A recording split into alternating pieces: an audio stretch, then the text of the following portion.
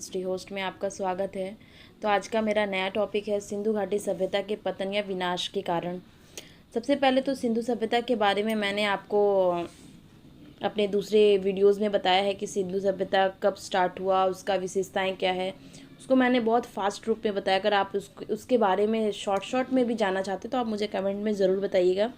तो आज हम शॉर्ट बताने के लिए आज हम सिंधु घाटी सभ्यता के पतन के बारे में बात करेंगे। तो इस सभ्यता के बारे में ये स्टार्ट होता है टॉपिक कि सभ्यता अपनी कोई भी स्मृति छोड़े बिना लिप्त कैसे हो गई। इस प्रश्न का समाधान उपलब्ध ज्ञान के आधार पर नहीं किया जा सकता। सिंधु घाटी की सभ्यता का पतन या विनाश क्यों, कब, कैसे हुआ, इस प्रश्न का सटीक प्रमाण उपलब्ध नहीं मिलता है। फिर भी अनेक विद्वानों ने अपनी कल्पना और अनुमान के आधार पर इस सभ्यता के विनाश के निम्नलिखित कारण बताए हैं। तो कहना सिर्फ ये चाहते हैं कि ये जो सभ्यता है यहाँ पे इसका अंत कैसे हुआ, इसका पतन कैसे हुआ, इसके बारे में किसी को कुछ भी नहीं पता है। सिर्फ इसके अवशेषों के बारे में, उन सब चीज़ों को देखने के बाद उनकी कल्पना और अनुमान ही लगा सकते हैं कि सभ्यता का अंत कैसे हुआ होगा। तो सबसे पहला पॉइंट ये है कि सिंधु नदी की भयंकर बाढ़ आने की वजह से ये सभ्यता नष्ट हो गई। हो सकता है सिंधु नदी पास ही था जिसके बाढ़ आने से इस सभ्यता का पूरा नष्ट हो गया।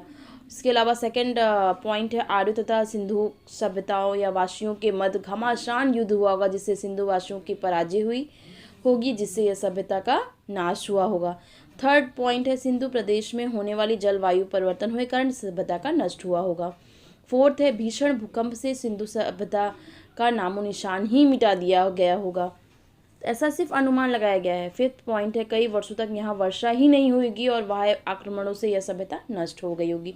तो ये सिर्फ अनुमान लगाया जा सकता है कि इन पांचों पॉइंट से ही पता हो सकता है कि इस सभ्यता का अंत हो गया, क्योंकि इतनी बड़ी सभ्यता सिंधु घाटी सभ्यता के लोग वहाँ निवास करते थे। उनकी क्या क्या विशेषता है, ये सब मेरे दूसरे वीडियोज़ में है, आप देखिएगा।